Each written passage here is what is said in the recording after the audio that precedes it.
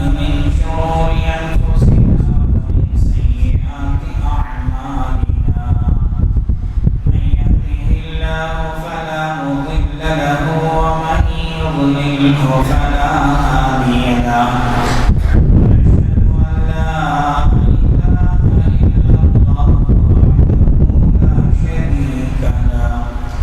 ونشهد أن سيدنا ونبينا ومولانا محمدا عبده ورسوله أما بعد فأعوذ بالله من الشيطان الرجيم بسم الله الرحمن الرحيم قال الملأ الذين استكبروا من قومه لنخرجنك يا شعيب والذين آمنوا معك من قريتنا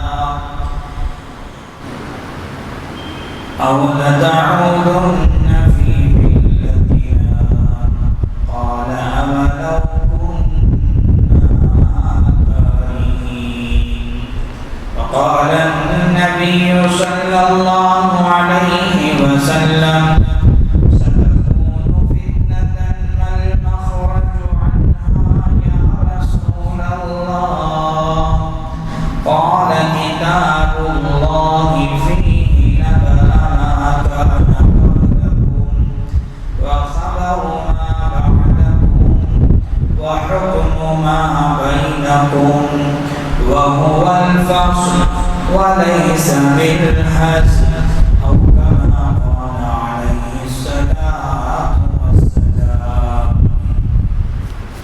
اللهم صل على سيدنا محمد في أول كلامنا اللهم صل على سيدنا محمد في أوسط كلامنا اللهم صل على سيدنا محمد في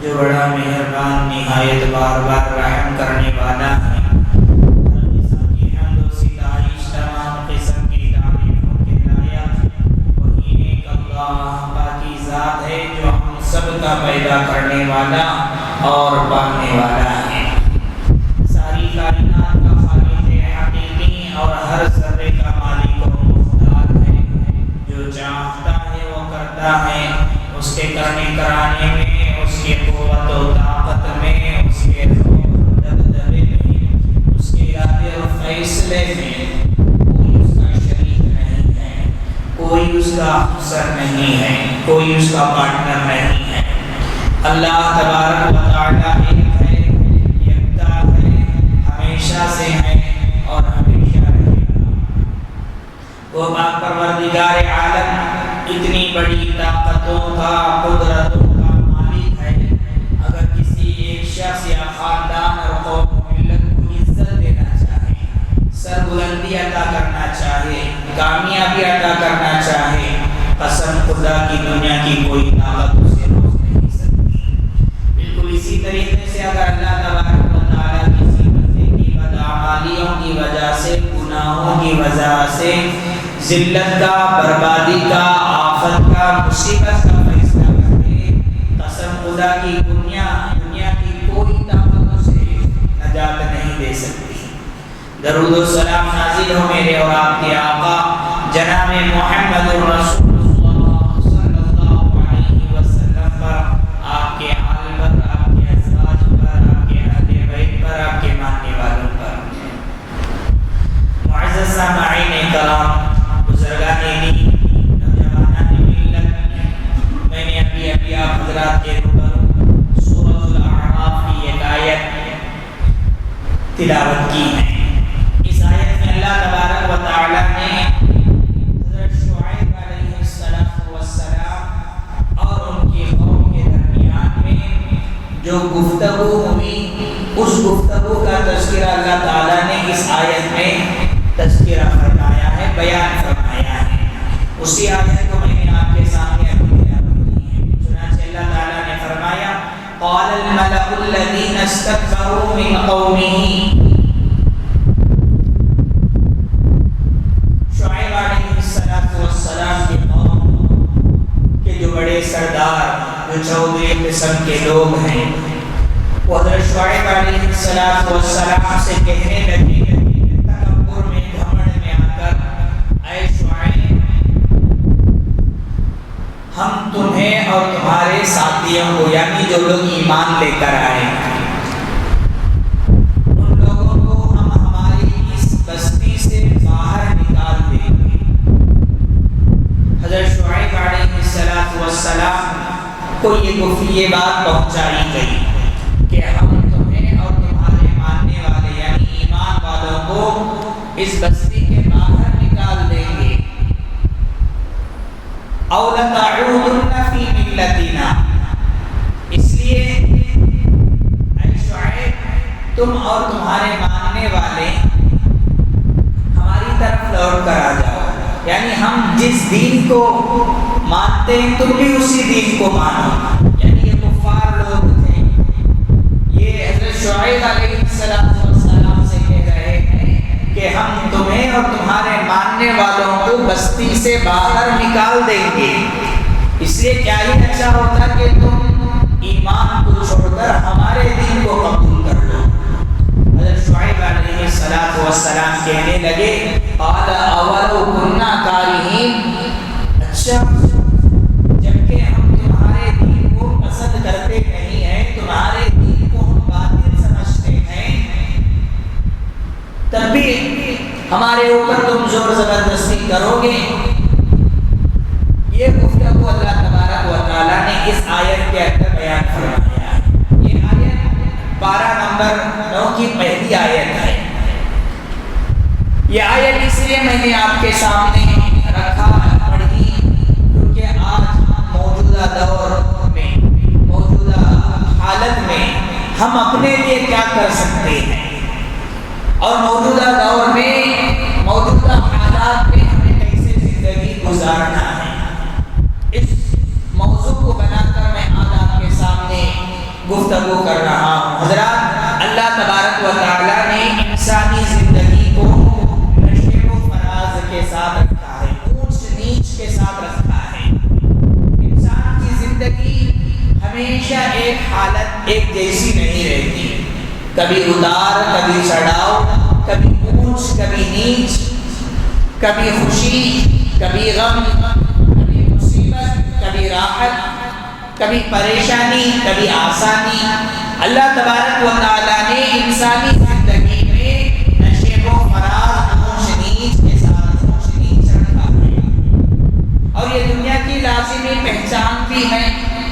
جیسے موسموں کو ہمیشہ ایک حالت نہیں، موسم بدلتے رہتے ہیں، ویسے ہی انسان کی زندگی بھی بدلتی رہتی ہے. موسم گرما جیسے ہی گزرا اب موسم بارش آ گئی، بارش کی موسم ہے. اور جب یہ بارش کی موسم بھی جب ختم ہو جائے گی تو فوراً سردی کی موسم آ جائے گی. سردی کا موسم جیسے ہی ختم ہوگا تو موسم گرما پھر سے آ جائے گا. تو اس سے معلوم ہوتا ہے موسم بہار آتا ہے، موسم بہار جیسے ہی ختم ہوتا ہے تو موسم خزاں آ جاتا ہے. تو ہمیشہ سال میں اللہ تبارک و تعالیٰ نے کئی موسموں کو رکھا ہے، صرف ایک موسم کو نہیں رکھا. سال بھر میں 12 مہینے میں صرف موسم گرما ہی نہیں رہتا. بالکل اسی طرح سال بھر میں صرف موسم سرما ہی نہیں رہتا، سال بھر میں صرف موسم بارش ہی نہیں رہتی ہے، سال بھر میں صرف موسم بہار ہی نہیں رہتا. یہ موسم بدلتے رہتے ہیں، یہ موسم تبدیلی اور تغیر ہوتے رہتے ہیں. انسان کی زندگی میں بالکل اسی طرح جیسے موسم بدلتی رہتی ہے، انسان کی زندگی بھی بدلتی رہتی ہے. انسان کی زندگی میں کبھی پریشانیاں آ جاتی ہیں، کبھی راحتیں کبھی خوشیاں بھی آ جاتی ہیں، کبھی بیماری ہے تو کبھی صحت ہے. یہ موسموں کی جو تبدیلی ہے، چینجنگ ہے، یہ دنیا کی لازمی پہچان ہے. انسان کی زندگی زندگی انفرادی ہو یا اجتماعی زندگی، بدلتے رہنا یہ دنیا کی لازمی پہچان ہے۔ اللہ تبارک و تعالیٰ نے قرآن مجید کو اس امت کے لیے ہدایت کے طور پر، رہنمائی کے طور پر بطور نعمت عطا فرمایا ہے۔ اس قرآن مجید کے اندر اللہ تبارک و تعالیٰ نے ہر مشکل سے نکلنے کا راستہ رکھا ہے، ہر کٹھن راستے سے نکلنے کا راستہ ہمیں فراہم کیا ہے۔ لیکن آج افسوس کی بات ہے کہ مسلمانوں کا رشتہ قرآن مجید سے بہت کمزور ہوتا جا رہا ہے۔ پڑھنا تو دور کی بات ہے، سمجھنا تو اس سے بھی زیادہ دور کی بات ہے، اور اس قرآن مجید کو اپنی زندگی میں لانا اور عمل کرنا یہ تو دور نہیں بلکہ بہت مشکل کی بات ہے۔ انسان قرآن مجید کو پڑھے اور قرآن کو سمجھے اور اپنی زندگی میں اس پر عمل کرنے کی کوشش کرے اور قرآن سے اپنا رشتہ مضبوط بنائے۔ اللہ تعالیٰ نے قرآن مجید کو اس امت کے لیے رہنمائی اور رہبری کے لیے عطا فرمایا ہے۔ حضرت علی رضی اللہ عنہ کہتے ہیں، پیارے نبی صلی اللہ علیہ وسلم نے فرمایا ستکون فتنہ، عنقریب فتنے آئیں گے، فتنوں کی آزمائش میں تم مبتلا ہوں گے۔ صحابہ کرام بیٹھے تھے، انہوں نے پوچھا کہ مل مخرج منہا یا رسول اللہ، اس فتنے سے نکلنے کا راستہ کیا ہے یا رسول اللہ؟ تو پیارے نبی صلی اللہ علیہ وسلم نے فرمایا کتاب اللہ، اللہ کی کتاب ہے، قرآن مجید ہے۔ پریشانی سے نکلنے اگر کوئی نکلنا چاہتا ہے تو اللہ کے کلام کو پڑھو، قرآن مجید کو۔ اللہ تبارک و تعالیٰ ہر مشکل سے نکلنے کا راستہ قرآن مجید میں ہمیں بتاتا ہے۔ پھر پیارے نبی صلی اللہ علیہ وسلم نے فرمایا اس قرآن مجید کے اندر اللہ تبارک و تعالیٰ نے پچھلی امتوں کے واقعات کو بھی بیان فرمایا ہے۔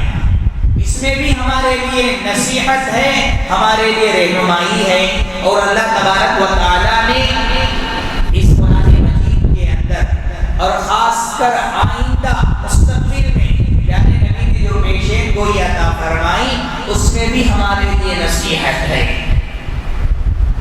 اور اللہ تبارک و تعالیٰ نے انسان کی زندگی میں موت تک جو بھی حالات پیش آئیں گے، جو بھی حالات پیش آئیں گے، سارے احکامات کو اللہ تعالیٰ نے قرآن مجید میں بیان فرما دیا۔ اللہ تعالیٰ نے قرآن مجید میں کئی سارے نبیوں کا تذکرہ فرمایا، کئی سارے نبیوں کے واقعات کو بیان فرمایا ہے۔ تسلسل کے ساتھ 6-7 نبیوں کے قوم کو اللہ تبارک و تعالیٰ نے کئی جگہوں پر بار بار بیان فرماتا ہے۔ حضرت آدم علیہ السلام کی پیدائش کے حوالے سے اللہ تعالیٰ قرآن مجید میں بیان فرماتا ہے۔ حضرت نوح علیہ السلام اپنے قوم کو جو دعوت دیتے ہیں ان پر ان کے قوم پر جو عذاب آتا ہے اس سلسلے میں اللہ تعالیٰ قرآن مجید میں بیان فرماتا ہے۔ الغرض اللہ تعالیٰ نے کئی سارے نبی، حضرت ہود علیہ السلام، حضرت صالح علیہ السلام، حضرت شعیب علیہ السلام، حضرت موسیٰ علیہ السلام، حضرت یحییٰ اور زکریا علیہ السلام، بے شمار نبیوں کے واقعات کو اللہ تعالیٰ نے قرآن مجید میں فرمایا۔ کیوں؟ تاکہ آنے والی نسلیں پچھلی گزری ہوئی امت کے واقعات سے سبق حاصل کریں، عبرت حاصل کریں۔ مولانا رومی رحمۃ اللہ علیہ ایک کتاب لکھتے ہیں مثنوی رومی، جسے فارسی میں فارسی قرآن کہا جاتا ہے، یعنی قرآن مجید کو سمجھانے کے لیے مولانا رومی رحمۃ اللہ علیہ نے کئی سارے مثالوں کو بیان فرمایا ہے۔ چنانچہ اس کتاب کے اندر ایک واقعہ نقل کرتے ہیں، مولانا رومی رحمۃ اللہ علیہ کئی سارے واقعات کو مثال کے طور پر خود واقعے کو بناتے ہیں اور مثال پیش کرتے ہیں۔ بالکل جنگل کے اندر ایک شیر تھا. شیر نے چاہا کہ میں شکاری کرنے کے لیے نکلوں، شکار کرنے کے لیے میں نکلوں. جیسے ہی صبح صبح شیر شکار کے لیے نکلتا ہے تو راستے میں سب سے پہلے اسے بھیڑیا ملتا ہے. بھیڑیا جیسے ہی شیر کو دیکھتا ہے، شیر سے اجازت چاہتا ہے کہ بادشاہ، کیونکہ شیر جنگل کا بادشاہ ہوتا ہے. بھیڑیا اجازت چاہتا ہے کہ بادشاہ سلامت، اگر آپ اجازت ہو تو آپ کی شکار پر میں بھی آپ کے ساتھ ہو جاؤں. تو شیر اجازت دے دیتا ہے اور بھیڑیا اور شیر دونوں مل کر جنگل کی طرف شکار کے لیے نکلے ہیں. اور تھوڑی دور جا رہے تھے اور تھوڑی دوری پر لومڑی ملتا ہے، اور تھوڑی دور پر لومڑی ملتا ہے. لومڑی بھی بالکل بھیڑیے کی طرح بادشاہ سے اجازت چاہتا ہے کہ بادشاہ سلامت، اگر آپ چاہیں تو میں بھی آپ کے ساتھ ہو جاتا ہوں. لہذا اب یہ تینوں شکار کے لیے نکلتے ہیں. جیسے ہی سامنے گزرتے ہیں تھوڑی دور پر ایک نیل گائے نظر آتی ہے.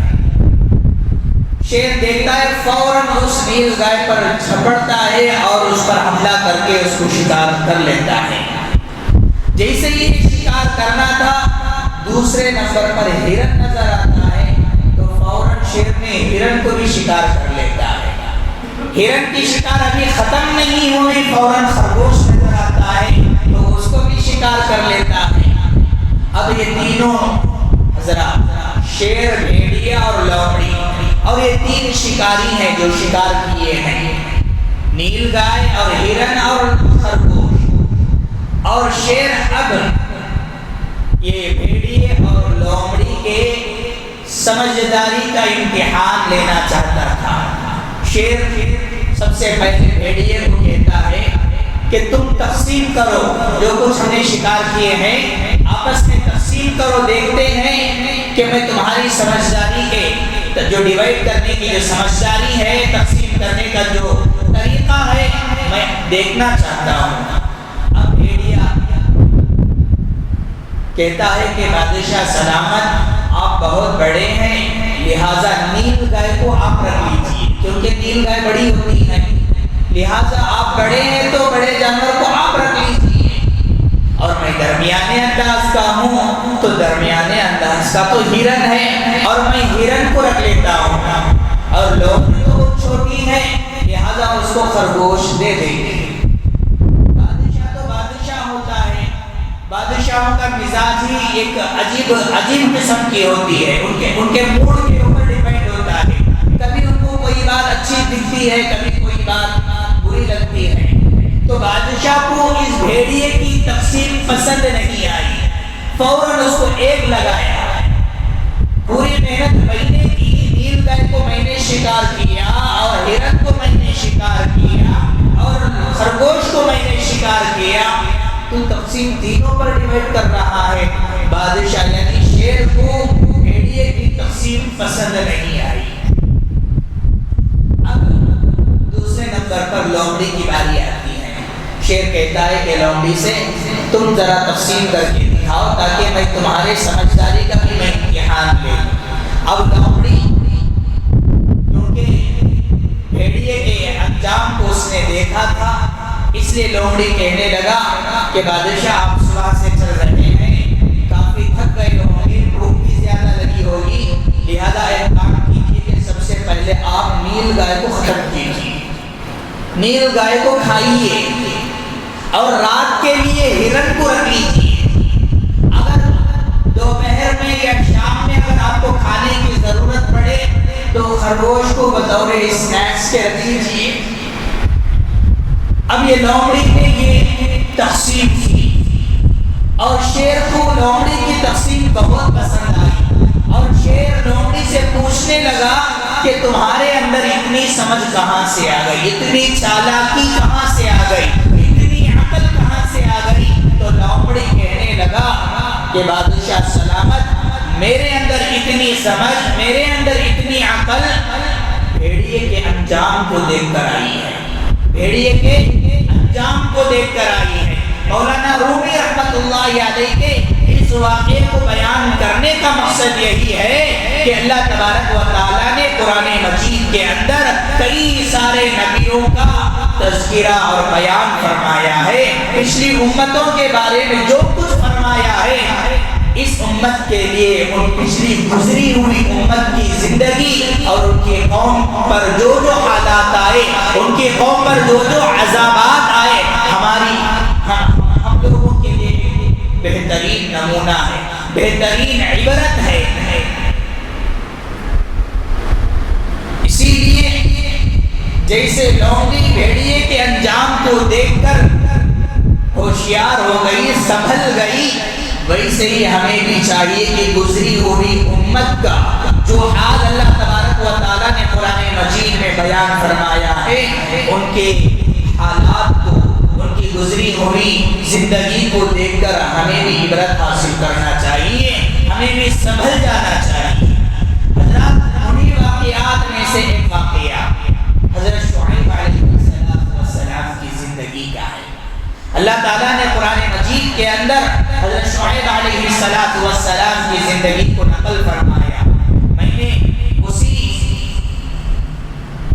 واقعے کو مد نظر رکھتے ہوئے سورۃ الاعراف کی ایک آیت تلاوت کی ہے.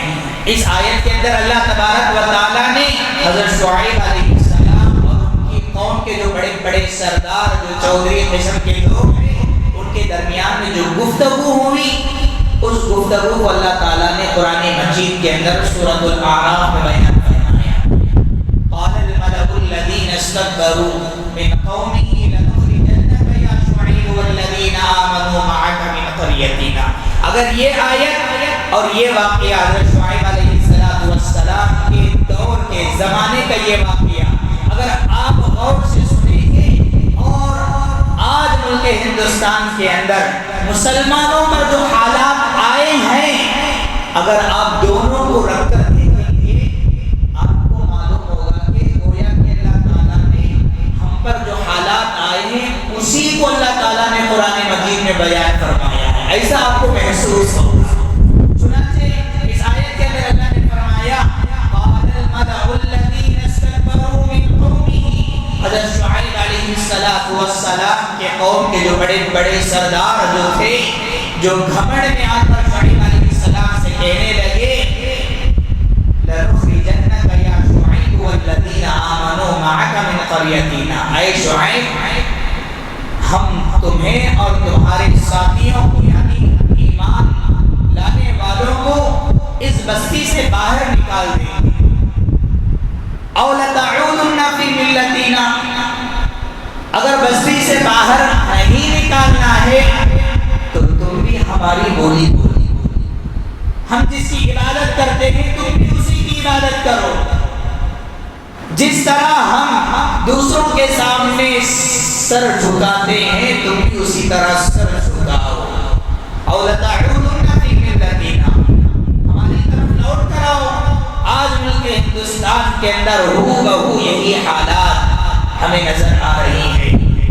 اس زمانے کے جو طاقتور لوگ تھے، بڑے بڑے سردار تھے، جن کے ہاتھوں میں کرسیاں تھی، جن کے ہاتھوں میں حکومت تھی، جن کے ہاتھوں میں پاور تھا، جن کے ہاتھوں میں عہدہ اور منصب تھا، وہ گھمنڈ میں آ کر شعیب علیہ السلام سے کہہ رہے ہیں کہ اے شعیب، ہم تمہیں اور تمہارے ماننے والوں کو بستی سے نکال دیں گے، لہذا تم ہماری طرف لوٹ کر آ جاؤ. آج ملک ہندوستان کے اندر بھی یہی حالت ہو رہی ہے. جن کے ہاتھوں میں کرسیاں ہیں، جن کے ہاتھوں میں عہدہ اور منصب ہے، جن کے ہاتھوں میں دولت ہے، اور یہ اس کے نشے میں، گھمنڈ میں آ کر کہہ رہے ہیں کہ تم بھی ہماری بولی بولو، تمہارا ڈی این اے ہمارے سے ملتا جلتا ہے، لہذا ہم گھر واپسی کر کے رہے ہیں. مسلمانوں کو کہہ رہے ہیں کہ ہم گھر واپسی کر کے رہیں گے، لہذا تم اپنا دین کو چھوڑ دو، ایمان کو چھوڑ دو. ہم جس خدا کو مانتے ہیں سینکڑوں خدا کو مانتے ہیں، لہذا تم بھی سینکڑوں خدا کو مانو. اگر نہیں مانو گے لَنُخْرِجَنَّكَ يَا شُعَيْبُ وَالَّذِينَ آمَنُوا مَعَكَ مِنْ قَرْيَتِنَا. ہم تمہیں اور تمہارے ماننے والوں کو بستی سے باہر نکال دیں گے. آج ملک تم نہیں بولو گے ہم تم کو بھی یہاں سے نکال دیں گے۔ اب نکالنے کے کئی سارے شکلیں، کئی سارے طریقے، کئی سارے وسیلے اپنا رہے ہیں، کوششیں کر رہے ہیں، کبھی یہ نارسی لا کر، کبھی یہ سیار لا کر۔ یہ سیار کا یہ جو عمل ہے کوئی نیا عمل نہیں ہے، میں کئی جمعے سے آپ کے سامنے عرض کر رہا ہوں یہ کوئی نیا عمل نہیں ہے۔ 2002 میں بھی یہ سیار کا عمل ہو چکا ہے، لیکن اس وقت میں جو حکومت تھی یہ سیار کے کارروائی کا ان کا مقصد یہی تھا کہ بھارت کے ہر شہری کے شہریت کو مضبوط کرنا تھا، لیکن آج کے دور میں تو ان کا جو مقصد ہے، ان کی جو نیت ہے ووٹر کے حق سے محروم کرنا ہے، چھیننا ہے، یہی ان کا مقصد ہے۔ اسی لیے خوف زدہ ہونے کی ضرورت نہیں ہے، پینک ہونے کی ضرورت نہیں ہے۔ حضرت شعیب علیہ السلام نے اس وقت میں کس چیز کو اپنایا تھا؟ حضرت شعیب علیہ السلام نے توکل علی اللہ پر بھروسہ کیا تھا۔ حضرت شعیب علیہ السلام کی زندگی کا اہم ترین سبق یہی ہے، اللہ تبارک و تعالیٰ پر اس وقت پورا بھروسہ کرو۔ حالت ہمیشہ ایک جیسی نہیں رہتی، حالتیں بدلتی رہتی ہیں، یہ حالت بھی بدل جائے گی۔ دنیا گھوم کر وہیں پر رک جاتی ہے جہاں سے نکلی تھی۔ حضرت شعیب علیہ السلام کے دور میں جو حالات گزرے تھے گھوم کر آج وہی حالات ہمارے سامنے آ کر کھڑے ہیں۔ اسی لیے حضرت شعیب علیہ السلام اس دور میں، اس وقت میں جس چیز کو اپنایا تھا، آج اس چیز کو آج ہمیں اپنانے کی ضرورت ہے، وہ ہے اللہ پر بھروسہ کرنا۔ اللہ پر بھروسہ کرتے ہوئے جو لوگ آئیں گے یہ سیار کے لیے، ڈاکومنٹس مانگنے کے لیے، فارم دینے کے لیے، سارے چیزوں کو اطمینان کے ساتھ، سکون کے ساتھ کرتے جائیں۔ جو چیز مانگیں گے وہ سارے چیز دیتے جائیں، اللہ پر توکل کرتے ہوئے، بھروسہ کرتے ہوئے۔ یہ اس لیے کہہ رہا ہوں کہ لوگ اتنے خوف زدہ ہو گئے ہیں، اتنے پینک ہو گئے ہیں شہر حیدرآباد کے اندر، شہر حیدرآباد کے اندر یہ سیار کے اس حوالے سے اتنا خوف زدہ ہوا ایک بندہ کہ یہاں تک کہ اس نے خودکشی کر لی، یہاں تک کہ اس نے خودکشی کر لی۔ اس لیے خوف زدہ ہونے کی ضرورت نہیں ہے، کوئی بڑا کام نہیں، معمولی سا کام ہے۔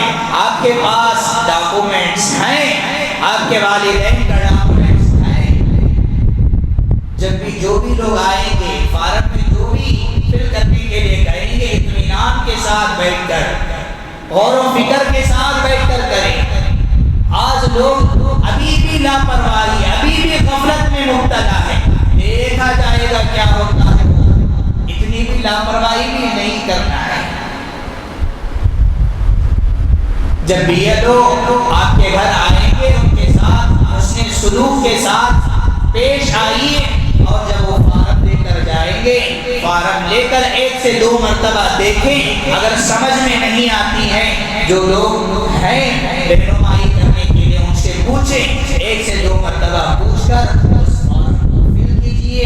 پھر جب بھی یہ لوگ وہ فارم لینے کے لیے آئیں گے، ایک کاپی اپنے پاس رکھیں گے، دوسرا کاپی سائن کر کے آپ کو حوالے کر دیں گے۔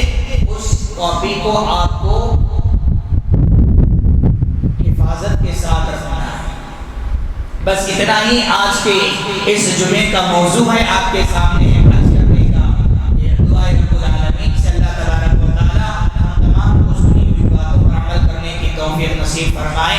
تمام حضرات سے گزارش ہے کہ جاتے ہوئے ہماری اس مسجد کے لیے سارے اخراجات کو مد نظر رکھتے ہوئے دل کھول کر زیادہ سے زیادہ تعاون فرماتے ہوئے جائیں۔ اللہ تبارک و تعالی آپ کے دینے کو قبول فرمائے، اور اسی طرح مسجد رحمانیہ کے حضرات بھی آئے ہوئے ہیں، اس مسجد کے لیے بھی زیادہ سے زیادہ